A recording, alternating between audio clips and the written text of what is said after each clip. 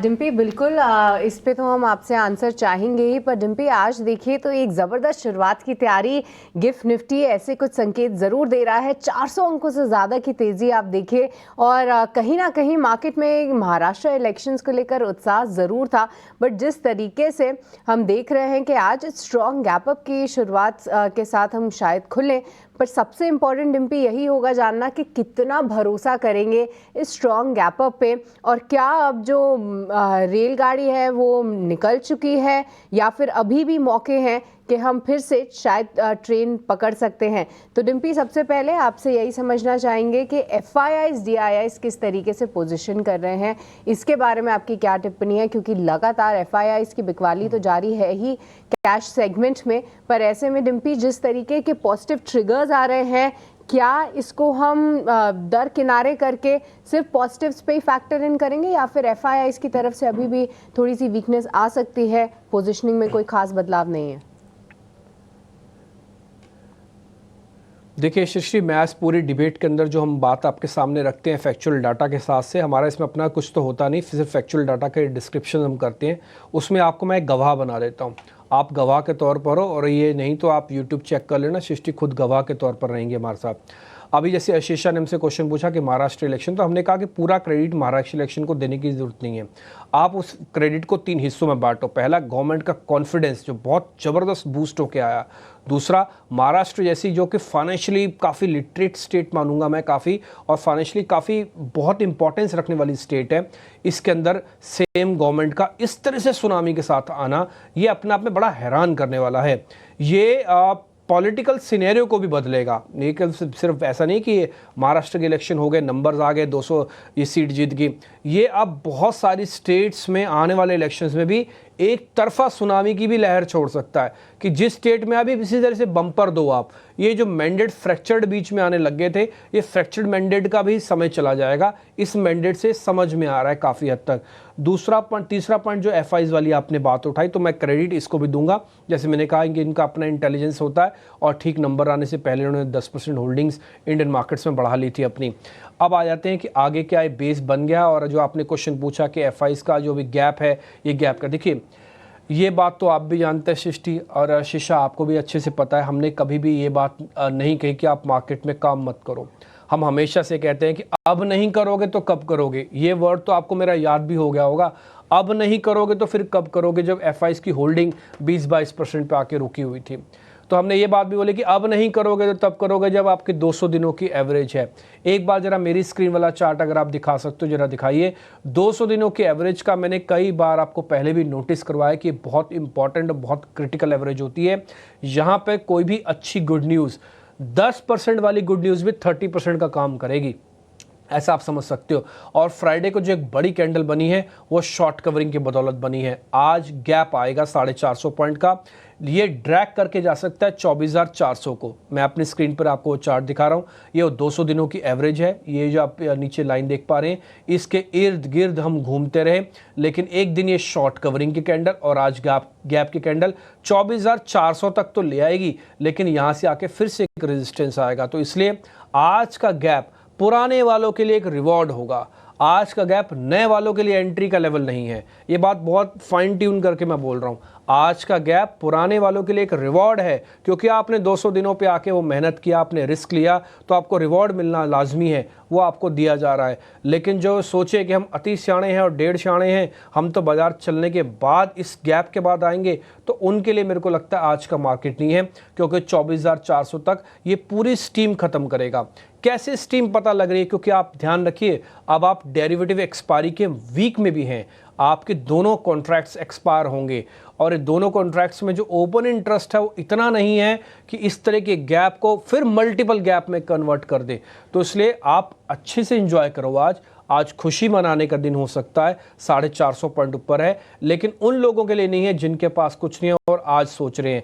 Already आप 500 point और 400 point, 900 point Nifty को छोड़ के आए हुए हैं बॉस। फिर आप कैसे एक्सपेक्ट करते हैं कि आपको बहुत बड़ा रिवॉर्ड मार्केट अभी दे देगा? तो मैंने आपके उस क्वेश्चन का जवाब तो दे दिया, लेकिन जिनके पास है उनको भी इस चीज़ का ध्यान रखना है, क्योंकि 23,500 550 का बेस बना हुआ था। वहाँ से अगर आप चलते हो, मैं इस गिफ्ट निफ्टी को अगर सच मान लूँ इतना ही खुले, तो 24,200 आते आते तक आपके पास 700 पॉइंट्स का गेन आ जाएगा सिर्फ 2 से 3 दिन के अंदर। तो 700-800 पॉइंट निफ्टी के अंदर पुल बैक के नाम पे बहुत बड़े पॉइंट्स होते हैं। अब आपकी मर्जी है, आप उसको बुक करना चाहते हो क्या आप उस पर राइड करना चाहते हो। अगर आप ट्रेल करोगे तो इस चीज़ का ध्यान रखना, मेरी शब्द एक गौर से सुनिएगा, इस चीज़ का ध्यान रखना, आज हमें कम से कम 24,200 के ऊपर की क्लोजिंग भी चाहिए। ओपनिंग की एंजॉयमेंट अलग है बट क्लोजिंग की एंजॉयमेंट और अलग होगी। अगर आप 24,200 के ऊपर आ जाते हो तो फिर आप 200 दिनों के एवरेज को टेस्ट करने के लिए नहीं जाओगे, अब जल्दी जल्दी नहीं जाओगे जब तक कोई बुरी खबरें नहीं आती। अदरवाइज नहीं तो मार्केट धीरे धीरे करके या तो यहीं रोकेगा या तो एक्सपायरी को भी डाइजेस्ट करेगा। फिर अगली सीरीज़ में देखेंगे क्या डाटा बनता है। तो मैंने आपके 2 क्वेश्चंस का जवाब दे दिया। अगर आपके पास पुराना माल पड़ा हुआ है और हमने आपको कई बार ये बताया कि अब नहीं करोगे तो कब करोगे, और ये बात भी बोली थी कि लैब ट्रेड करते रहो, हमने आपको ये बात तो बताया कि 10 लॉट मत लो, लेकिन ये बात ज़रूर बताई कि 2 लॉट का मौका भी मत चूको। मार्केट कब पलट जाए, कब क्या हो जाए, आपको पता नहीं चलेगा। तो इस चीज़ की हमें खुशी भी है, हमें अच्छा भी लगता है, और कई बार डाटा की स्टडी करने के बाद हमें खुद कई बार हैरानी होती है कि डाटा अगर आप अच्छे से रीड करें तो आप बहुत अच्छी मार्केट की पकड़ को बना सकते हैं। थोड़ी मेहनत लगती है इसमें, थोड़ा आपको जागना पड़ता है, थोड़ा स्टडी करना पड़ता है, 10 लोगों से थोड़ा इनपुट्स लेने पड़ते हैं, बट ये आपके बहुत काम की चीज़ है। तो I repeat my self, Nifty के चैप्टर को यहीं क्लोज करते हैं। 24,200 के ऊपर आज की क्लोजिंग आती है तो हम 200 दिनों के एवरेज को टेस्ट करने वापस नहीं जाएंगे। 24,400 पे एक छोटा सा रेजिस्टेंस है, मैंने ऑलरेडी आपको बता दिया। तो आज गैप 24,400 पे आके रुक जाना चाहिए। मेरे हिसाब से एक्सपायरी का फैक्टर भी 24,400-500 से ऊपर नहीं होना चाहिए। छोटा मोटा ड्रैग होगा तब की तब देख लेंगे। और दूसरा, अभी रोल ओवर कम है, ध्यान रखा जाए इस बार के रोल ओवर के नंबर को जरूर चेक करना। 30% से कम का रोल ओवर है। पोजीशंस अगर पॉजिटिव रोल ओवर हो रही हैं तो मार्केट एक बड़ी तेजी के लिए जा रहा है। अगर वो यहीं कटान हो रही है, रोल ओवर के नंबर कम आ रहे हैं, तो ध्यान रखिएगा सौदे यहीं कटान हो रही है, आगे नहीं जा रहे हैं। तो ये मैंने निफ्टी का मोटा मोटी व्यू पॉइंट, महाराष्ट्र का इलेक्शंस, गवर्नमेंट का कॉन्फिडेंस और बहुत सारी चीज़ें, एफआईज के नंबर, होल्डिंग्स वगैरह सब मैंने आपके साथ ऐड कर दिया। एक चीज़ मैं बस मैं लास्ट में एफआईज की होल्डिंग में और थोड़ा सा रखना चाहता हूँ आपसे कि एफआईज की होल्डिंग 31% पर है। इनका बैक टू बैक आना बहुत ज़रूरी है। ये 1 डे एपिसोड अगर हुआ और सेकेंड डे यानी कि आज के दिन एफआईज की होल्डिंग नहीं बढ़ी वापस से, तो समझ लीजिएगा खतरा पूरी तरह से भी टला नहीं है, अभी भी अंदर खाने आप बीमार हो। तो इसलिए थोड़ा सा सब्र रख के काम कीजिए। मैं आपकी खुशी और आपका इस तरह के नंबर्स को देखने का मैं मतलब समझ सकता हूँ। जिनके पास नहीं है उनको गिल्ट हो रहा होगा, और जिनके पास है आज वो कुर्सी पे बैठ नहीं पा रहे होंगे। लेकिन फिर भी यही तो है भावनाएं, जो हम भाव और भावनाओं की बात करते हैं, यही वो भावनाएं हैं जिसको आपको थोड़ा सा कंट्रोल रखना है बस। दूसरे जो कर रहे हैं सो कर रहे हैं, आप अपनी इंटेलिजेंस, अपने डाटा, अपनी स्टडी और अपने रिजिडनेस के साथ आप बढ़ते रहो। 2 पैसे कम कमाओ लेकिन अच्छे से और पक्के तौर पर कमाओ। बिल्कुल, तो ये नज़रिया एफआईआई और डीआईआई की पोजीशनिंग पर और इसी के साथ निफ्टी पर भी हमने चर्चा की। लेकिन डिम्पी, बैंक निफ्टी की बात करें तो पिछला हफ्ता भारत बाजार के लिए अच्छा रहा। 750 अंकों की तेजी के साथ बैंक निफ्टी बंद होता हुआ नजर आया और आज भी पॉजिटिव में खुलेगा। लेकिन रणनीति क्या बनानी चाहिए निफ्टी बैंक पर? देखिए, निफ्टी बैंक ने थोड़ा बहुत आपको पहले भी पोजीशनिंग स्ट्रांग रखी थी। मैंने फिर से अपने चार्ट आपकी स्क्रीन पर डाल दिया। आप देखेंगे इसने 200 दिनों के एवरेज को टेस्ट तो किया बट ब्रीच नहीं किया। निफ्टी के जैसा इसका चार्ट भी नहीं है। निफ्टी तो पूरी तरह से स्लैंटिंग डाउनवर्ड्स यानी कि नीचे की तरफ झुका हुआ था, जबकि बैंक निफ्टी कभी भी नीचे की तरफ नहीं झुका। उसको 2 दिन की मार बहुत जोर की पड़ी थी, वो मैं आपके लिए मार्क कर देता हूँ। अगर आप चार्ट देखेंगे तो आपको थोड़ा क्लियर भी हो जाएगा। वो ये 2 कैंडल्स थी। उसके बाद से मार्केट ने फिर से रिकवरी की प्रोसेस को शुरू कर दिया। आज गैप के साथ मार्केट क्या करेगा? 51,500। आई रिपीट माई सेल्फ, 51,500 के ऊपर आप क्लोजिंग ले आइए। अब आप फिर 200 दिनों के एवरेज को जल्दी जल्दी टेस्ट नहीं करेंगे। आई रिपीट माई सेल्फ, 24,200 की आज की क्लोजिंग चाहिए निफ्टी पर, 51,500 की आज की क्लोजिंग चाहिए बैंक निफ्टी पर। ये दोनों नंबर अगर आपको क्लोजिंग पे मिल जाए, समझ लीजिएगा अब आप 200 दिनों की एवरेज को जल्दी जल्दी टेस्ट करने के लिए नहीं जाएंगे। खुदा न खास्ता कोई नेगेटिव खबर बहुत बड़ी आ जाए तो मार्केट एब्जॉर्ब भी कर सकता है उसको, यानी कि ऐसा नहीं है कि हम पूरी तरह से खतरे से बाहर हैं, हाँ ना। तो अब आते हैं बढ़त पे कि अगर मान लीजिए गैप होता है, निफ्टी का 400 पॉइंट है, तो एथिकली तो बैंक निफ्टी को 1000 पॉइंट चलना चाहिए। चल सकता है बैंक निफ्टी 1000 पॉइंट, लेकिन ध्यान इस चीज़ पे रखना होगा कि हम 1 डे बिफोर एक्सपायरी करेंगे बैंक निफ्टी के सीरीज़ की। बृहस्पतिवार को एक्सपायर होगा निफ्टी, बुधवार को एक्सपायर होगा बैंक निफ्टी। तो बैंक निफ्टी का सोम, मंगल और बुध 3 सेशन है। ऑलरेडी इसके जो कॉन्ट्रैक्ट वैल्यू है वो 1.5 लाख कॉन्ट्रैक्ट है, तो थोड़े कॉन्ट्रैक्ट्स भी कम हैं। तो या तो आप कवरिंग करोगे या तो खरीदोगे तो नए सीरीज़ के कॉन्ट्रैक्ट में और रोल ओवर आएगा बढ़कर। अगर रोल ओवर बढ़कर आए और नई सीरीज़ का ओपन इंटरेस्ट लॉन्ग साइड में बढ़े तो फिर आप ट्रेल करना, थोड़ा और चलेगा बैंक निफ्टी।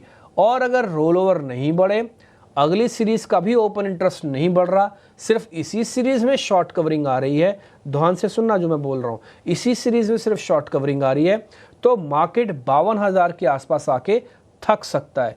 51,800 और 52,000 के आसपास आके थोड़ा मार्केट थक सकता है, रुक भी सकता है।